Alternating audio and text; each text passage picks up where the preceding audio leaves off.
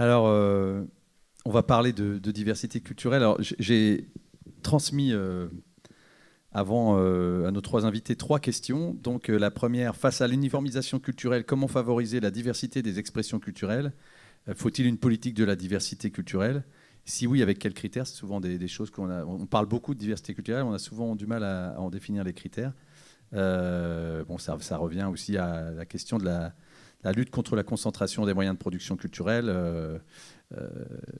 La deuxième question concerne la Convention de Faro de 2005. Souhaitez-vous que la France ratifie la Convention de Faro sur la valeur du patrimoine culturel pour la société, ainsi que la Charte européenne des langues régionales ou minoritaires, 1992?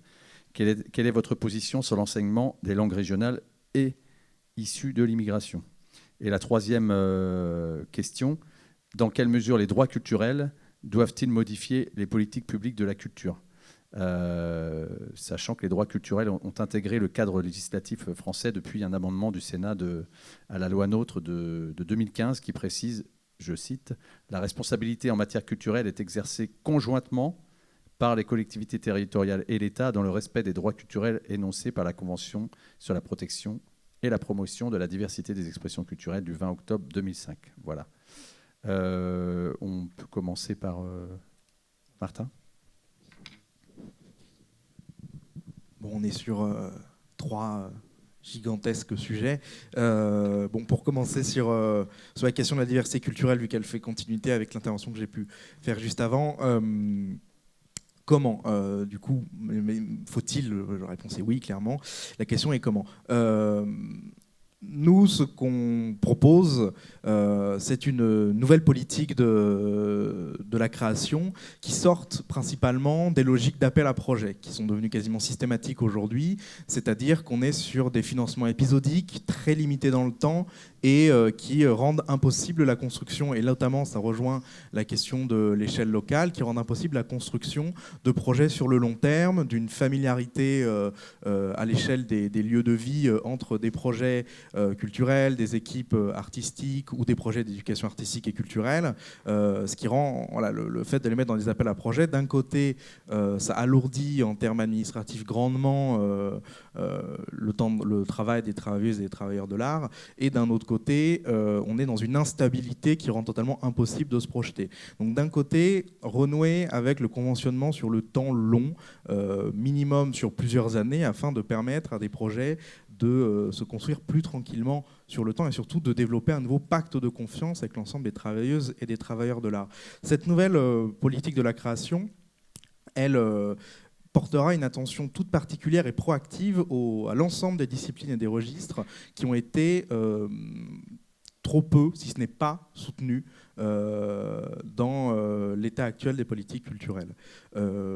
On sait qu'il y a tout un registre de pratiques. On pouvait en discuter assez récemment avec la Fédération des arts de la rue. On a aussi des pratiques du côté du conte, du mime et d'autres, et même dans toutes celles qui regroupent le champ de pratique de la FAMDT sur des choses qui existent mais qui sont hors des radars pour plusieurs raisons. Bon, d'un côté, il y a une absence de volonté politique d'étendre le champ des politiques culturelles, et d'une autre, c'est une raison bien entendu budgétaire, vu qu'il s'agit déjà de faire beaucoup avec beaucoup trop peu partout. C'est toujours très compliqué de réussir à trouver encore plus de moyens pour y aller. Encore une fois, cette question budgétaire, on a pu l'aborder juste avant.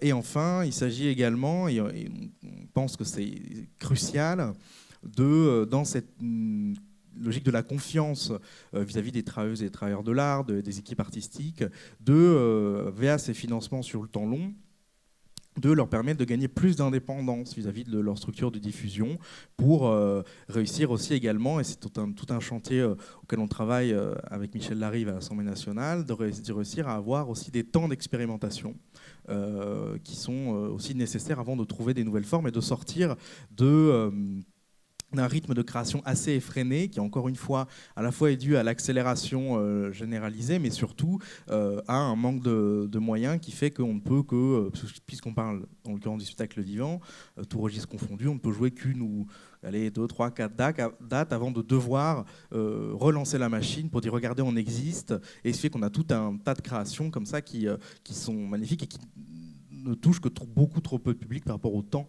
qui lui a été consacré. Tout ça, ça prend part dans une conception d'une écologie politique qu'on veut porter dans les arts et la culture. Cette écologie politique, et ça touche la question de la diversité, vous allez voir pourquoi, d'un côté, bon, il s'agit de soutenir et de rendre impératives toutes les normes de bifurcation technique, mais également, surtout, de développer une politique culturelle de proximité du quotidien, qui d'un côté, du côté émissions de gaz à effet de serre, qui est en réalité un des principaux postes de pollution dans les arts et la culture, permet d'avoir cette culture de proximité, c'est bien plus éco-responsable, dira-t-on, et surtout d'intégrer dans les politiques culturelles tout ce que l'écologie politique nous apprend, c'est-à-dire le temps long, la proximité, encore une fois, et toujours ces questions de diversité, de familiarité et de partage. Bon, ça serait sur la question de la diversité, puisque c'est un sujet important également sur la question des langues. Je ne suis pas sûr d'avoir le temps de traiter la question de droit culturel, peut-être que je le ferai dans les questions. La position de l'Union populaire et la France insoumise est assez claire. On a pu justement le faire à l'occasion de la loi Molac au Parlement. La France insoumise est pour que le plus grand nombre de personnes puissent parler le plus grand nombre de langues. Pourquoi ? Parce que le multilinguisme est un vecteur d'approche du monde plus riche. Plus on parle de langue, plus on a des manières de saisir le monde de manière différente, plus on s'ouvre à des manières de concevoir la pensée, de se lier à des histoires de là où viennent ces langues. Néanmoins, il faut aussi regarder le contenu de cette loi, qui est qu'elle a pour but de rendre obligatoire les financements publics des écoles privées d'enseignement de langue régionale, là où nous sommes nous défendons ce qui existe dans la loi Toubon et que, je cite, que la langue régionale est une matière enseignée dans le cadre de l'horaire normal des écoles maternelles et élémentaires, des collèges et des lycées sur tout ou partie des territoires concernés, dans le but de proposer l'enseignement de la langue régionale à tous les élèves. C'est désormais l'article 312-10 du Code de l'éducation. Pardon, excusez-moi, c'est pas dans la Toubon, du coup c'est dans le Code de l'éducation. Ça existe dans la loi. L'éducation nationale est dans une pénurie de moyens généralisée. La loi Molac allait renforcer cette pénurie de moyens et allait accroître les ruptures d'égalité dans l'enseignement de cette diversité de langues, encore une fois de langue régionale et surtout de langues aussi autres que l'anglais, qui est la principale, par son hégémonie, la principale menace sur la diversité et le plurilinguisme. Et donc, de manière assez factuelle et simple, nous sommes pour le plus vaste enseignement des langues régionales au sein de l'école publique parce que c'est le meilleur vecteur d'égalité sur ces sujets-là. Sur les 30 secondes qui restent, concernant la charte européenne et je ne sais pas la charte, mais la convention de Faro, en étudiant très précisément ces textes-là, il nous semble, enfin, pas qu'il nous semble, c'est une analyse partagée assez largement, qu'il ne convient pas à la situation de la France, elle convient notamment à la situation de pays de l'Est de l'Europe, qui ont connu des situations proches du nettoyage ethnique. Même s'il y a eu des attaques en France, on n'est pas à ce stade-là non plus.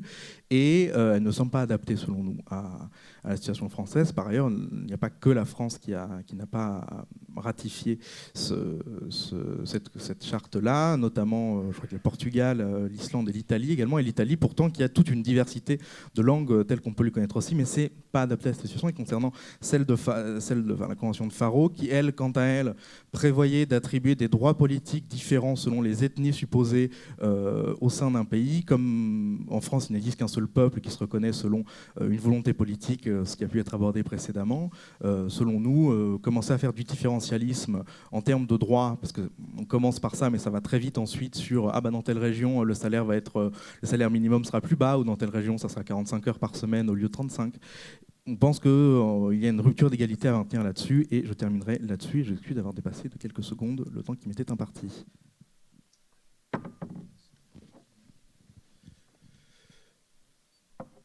Je vais essayer de troubler là, parce que j'ai pas tout à fait tout compris, mais ça nécessite des débats extrêmement importants. Moi, je crois quand même que quand il y a des éléments qui vont dans le bon sens, on les accepte, on les vote, ils font socle commun et on peut toujours modifier. Donc, risque d'être déplaisant, j'ai entendu quelques arguties là que je n'ai pas tout à fait compris. D'autre part, si les langues minoritaires sont désormais le nouveau hobby de Jean-Luc Mélenchon, j'en suis heureux, parce qu'il a été particulièrement violent sur cette question. Les textes sont sur Internet, chacun peut les retrouver. Par contre, là où on se rejoindra certainement, peut-être, s'il s'agit de l'Europe des régions ouverte aux quatre vents, de l'économie de marché européenne, vous trouverez ça chez Jadot. Benoît va intervenir après, il dira sa vérité là-dessus. Moi, je pense qu'il faut contester face au soft power, au monopole, et face aux fous crypto-fascistes qui veulent choisir les prénoms de nos enfants, il faut refaire République. Donc il faut se dire ce que nous faisons ensemble dans ce pays. On l'a dit, selon moi, la République est une nation politique. C'est ce qui fait qu'à Valmy, il y avait des Polonais qui criaient en polonais « Vive la nation ». C'est ce qui fait que dans l'armée des Vosges, commandée par Garibaldi, seule armée a gagné une bataille contre les Prussiens. Il y avait des Italiens, des Espagnols, des Américains. Et la fin de l'anecdote est intéressante, puisque Garibaldi est élu à l'Assemblée nationale. Il se présente, on l'interdit de rentrer parce qu'il n'est pas né en France et parce qu'il ne parle pas le français, ce qui provoque la démission de Victor Hugo, dont on peut reconnaître qu'il a beaucoup fait pour la langue française par solidarité avec Garibaldi. Je referme cette anecdote, mais elle est extrêmement éloquente. Selon moi, donc la France est une nation politique avec ses diversités, avec ses langues. Les communistes sont prononcés sur la charte des langues minoritaires pour. Il y a d'ailleurs de très beaux textes de Gramsci qui demande à sa sœur contrairement à lui, non, c'est pas pareil, tu as raison, mais je sais bien, on peut en parler longtemps. En plus, à un Niçois fan de Garibaldi, je peux en parler longtemps, mais c'est pas le problème. En tout cas, qui dit à sa sœur de pas faire comme lui et de bien apprendre le sarde à ses enfants, Pasolini, etc. C'est une construction différente que celle de l'Italie, mais en tout cas, la langue, la cuisine, toute une série d'autres choses sont des éléments constitutifs d'une culture. Elles doivent pouvoir circuler librement d'où qu'elles viennent, même celles qui ne sont pas endogènes, comme peuvent l'être le breton, le basque, le niçois, l'occitan, etc. Il y a des locuteurs de langue étrangère qui doivent pouvoir faire circuler leur langue sur le territoire national, trouver des livres en leur langue, trouver des cafés allophones dans les médiathèques pour discuter et faire culture commune. Enfin, il y a le reste. Non, c'est bon, je n'ai pas fait trop long sur Garibaldi, parce que ça peut m'arriver, parce qu'il reste quand même quelques questions. Il y a la question des monopoles et des GAFAM. Moi, je ne suis pas anti-tout. Netflix a produit la série de Zero Calcar, et qui est un auteur BD génial, italien, progressiste, pro-curbe, élevé dans les centres sociaux occupés, que j'aime énormément. Donc je ne suis pas contre tout. Mais par contre, il faut que nous puissions financer face à ces gens-là ce que nous avons besoin de faire circuler comme culture. Et ça commence par l'impôt. Nous, on est porteurs, Fabien Roussel, il dit... C'est son combat. Les paradis fiscaux, les multinationales, le prélèvement à la source des multinationales. On a manifesté contre Google qui a réussi à faire fuir jusqu'aux Bermudes 19 milliards d'euros sans impôts prélevés dessus.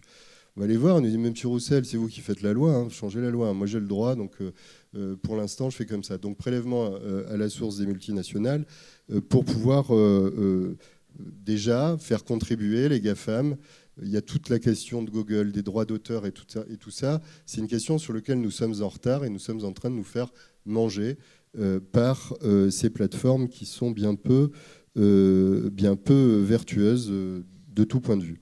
Enfin, sur la question des droits culturels, pour essayer de rester dans le temps,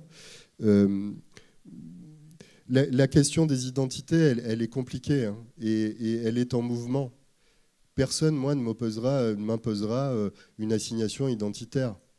Personne ne m'imposera d'être breton parce que je vis à Nantes. Il se trouve que j'ai un grand-père finistérien. Je suis assez sensible sur la question des langues, puisque mon père, sa langue maternelle, c'était le niçois.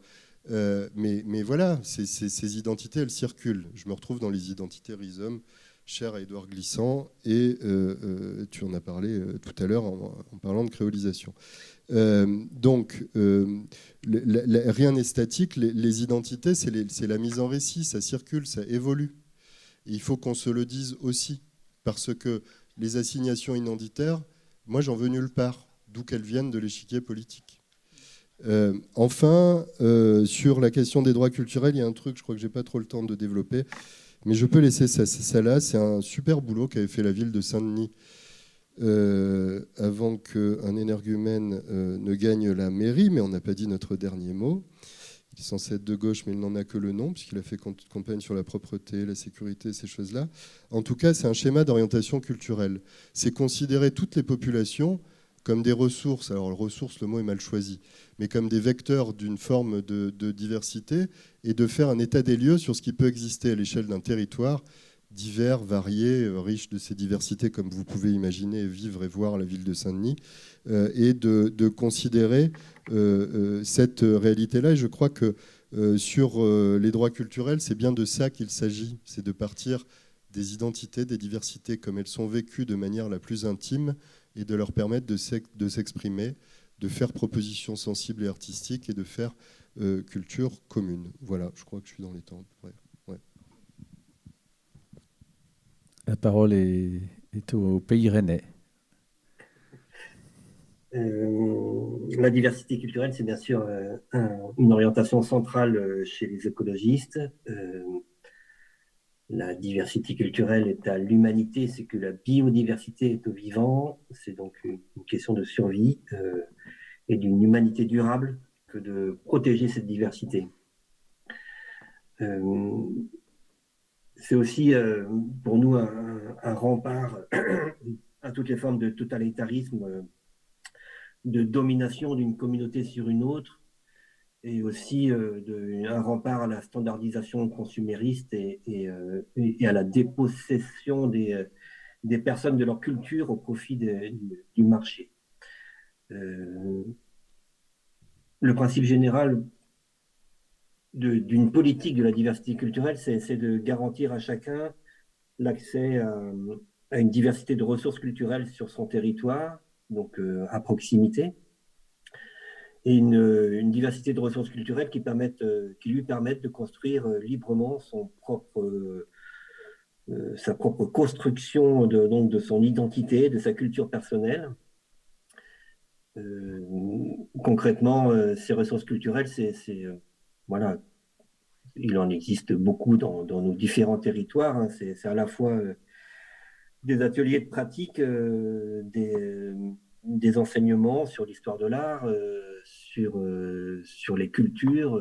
Ce sont des expositions, des spectacles, des œuvres audiovisuelles, mais c'est aussi des tas d'occasions pour les personnes de s'investir personnellement dans l'élaboration d'un projet culturel, dans l'organisation d'un événement, et une occasion pour lui de faire partager sa culture avec les autres, de participer à des rencontres interculturelles. Et ça, c'est essentiel, effectivement, pour créer une société de la diversité culturelle. Ça paraît relativement simple comme ça, mais en fait, moi, je suis élu à la culture à la ville de Rennes, une ville qui a une longue histoire de vie culturelle plutôt foisonnante.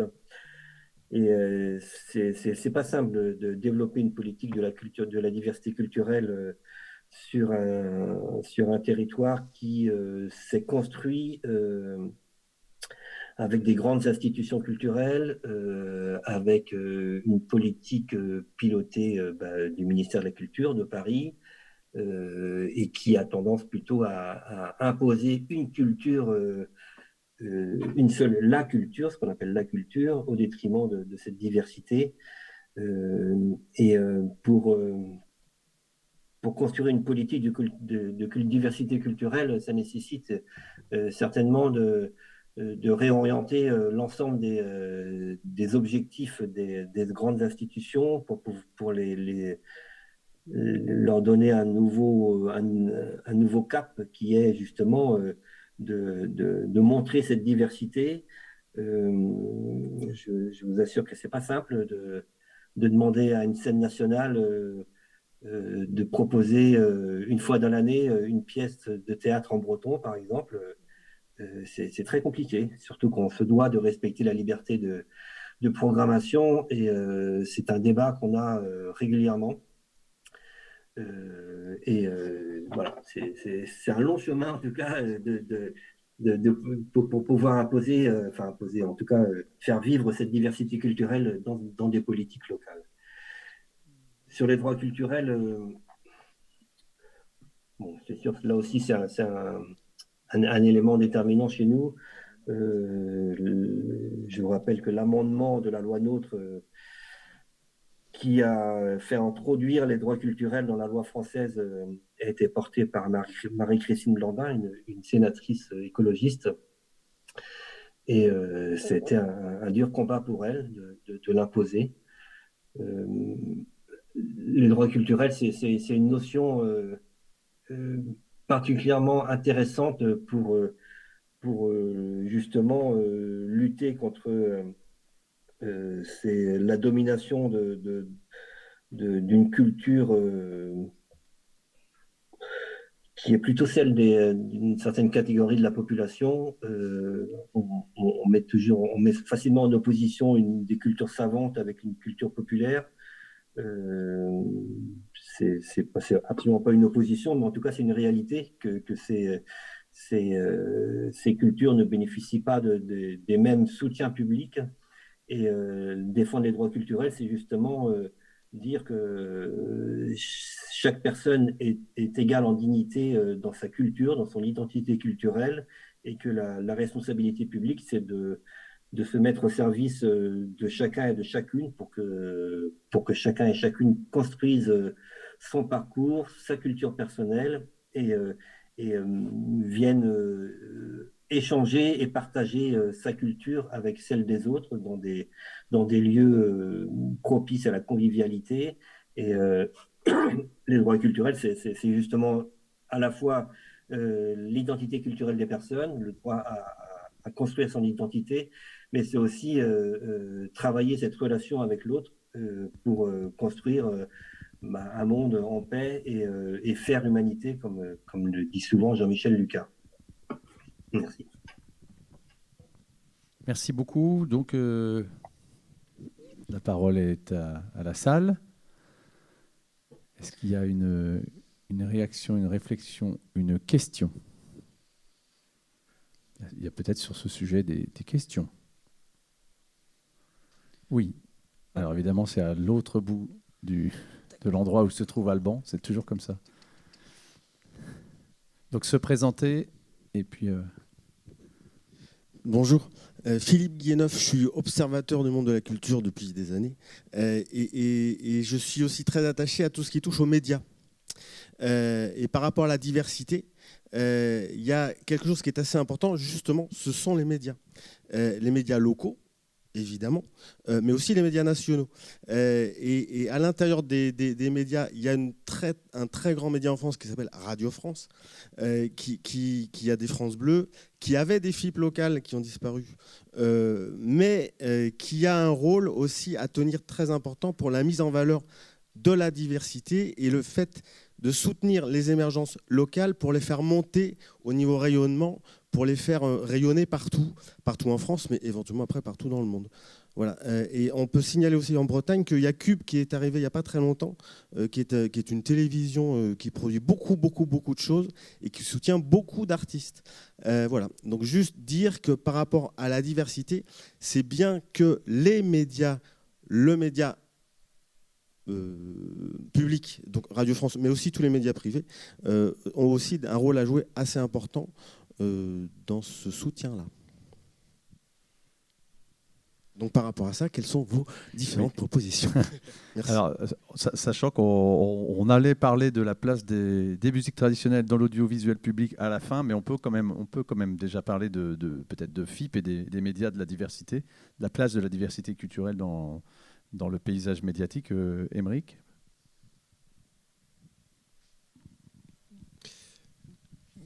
Mais je risque d'être agaçant avec le CNR à la fin, mais là où à la Libération on a réussi à casser les monopoles, il faut reprendre le travail. Tout a été mis par terre. C'est vrai pour les journaux à faible revenu publicitaire, c'est vrai pour celles et ceux qui organisaient la livraison et le publipostage des journaux, c'est vrai pour les insuffisances budgétaires qui caractérisent le service public de la radio et télévisuelle. Il faut augmenter, refinancer. Et l'audiovisuel est une bonne manière d'illustrer le fait que toutes les énergies sont nécessaires. Les médias associatifs, les médias financés par leurs lectrices et leurs lecteurs, et un service public fort.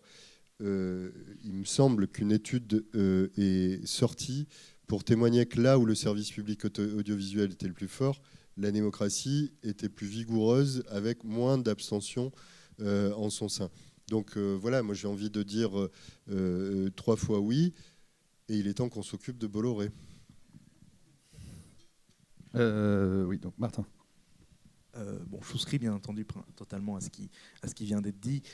Concernant ce que nous prévoyons pour l'audiovisuel public, déjà c'est devenu un sujet très récemment, du coup, malheureusement pas pour les bonnes raisons, dans une espèce de crise de délire collectif sur la question de la redevance télé. Pour rappel, la redevance est une cotisation qui permet que cet outil qu'est l'audiovisuel public appartienne à toutes et à tous. Et donc maintenant, Emmanuel Macron qui court derrière l'extrême droite, suivi par Valérie Pécresse sur cette suppression de la redevance, qui pense être une mesure de soutien au pouvoir d'achat, alors que c'est un peu plus d'100 € par an. Par contre, pour augmenter le SMIC, là, il n'y a plus grand monde. Bien entendu, c'est à l'opposé complet de ce que nous pouvons proposer. Et cette revalorisation des budgets généraux consacrés aux arts et à la culture, en plus de toucher les fonds propres du ministère de la Culture et de ses services décentralisés, il s'agit aussi d'une revalorisation déjà des missions de culture dans les autres ministères, mais également de l'audiovisuel public, et pour en faire un véritable outil central de diversité.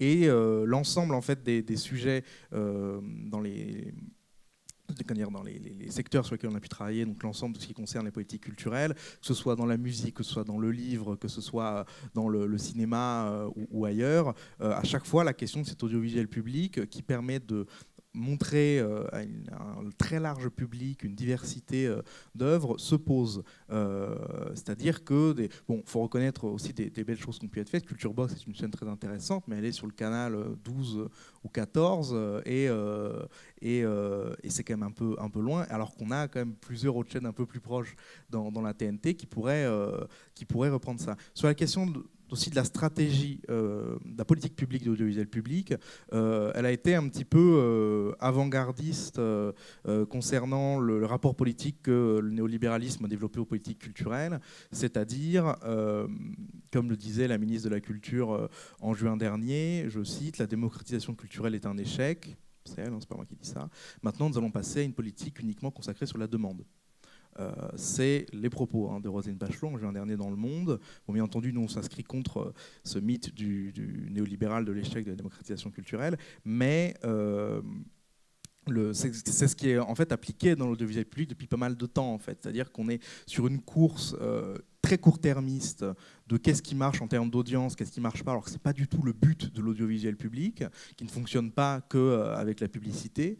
Et par contre, en termes de proposition, en termes de souci de la diversité, en termes d'expérimentation, c'est là où on voit que le service public de l'audiovisuel souffre depuis beaucoup trop d'années de ce manque d'ambition sur ces côtés-là. Et c'est totalement cette volonté de l'expérimentation, de la diversité et du temps long que nous on compte développer, et tout registre confondu. Benoît ? Oui, on a en France un très beau service public de l'audiovisuel dont on peut être fier. Le fait est que sur les médias nationaux, en tout cas de ce service public, on a effectivement une absence quasi totale des musiques et langues régionales. ce qui est vraiment une anomalie. Hein. Enfin, c'est assez incompréhensible au regard de l'importance de ces expressions artistiques en France. Voilà, ça pourrait tout à fait trouver leur place dans des programmations et ça ne serait pas aberrant. Ceci dit, on a quand même quelques radios, France Bleu et chaînes de télé, France 3, en région, qui ont des programmes qui s'intéressent fortement à ces musiques et langues régionales. Et plus largement, pardon, je te coupe parce que ça, on en parlera peut-être plus tard, mais plus largement sur la diversité dans le paysage médiatique, puisque c'était un peu la question, dans le paysage médiatique plus généralement, et dans l'audiovisuel public en particulier, mais cette question de la diversité dans le paysage médiatique. Ouais, bah oui. Bon, donc cette diversité, elle existe peu dans le service public. Et elle existe malgré tout, en tout cas pour les radios, dans un certain nombre en tout cas en région, un certain nombre de radios régionales, radios locales qui apportent cette diversité qui n'existe pas dans le service public. Il appartient aussi, c'est le cas en tout cas ici à Rennes, en Bretagne, et je sais aussi en Corse ou en Pays Basque que les collectivités territoriales soutiennent ces médias qui donnent à voir et à entendre une diversité. Je pense que ces politiques en faveur de la diversité pourraient être plus fortes et surtout accompagnées par l'État qui a effectivement cette responsabilité de faire vivre cette diversité culturelle en France et dans les médias. On va écouter Morgane. Et puis, oui, t'étais dans le noir, je ne te voyais pas. Ensuite, on parlera de spectacles vivants et droits sociaux. Et ensuite, on fera une petite pause.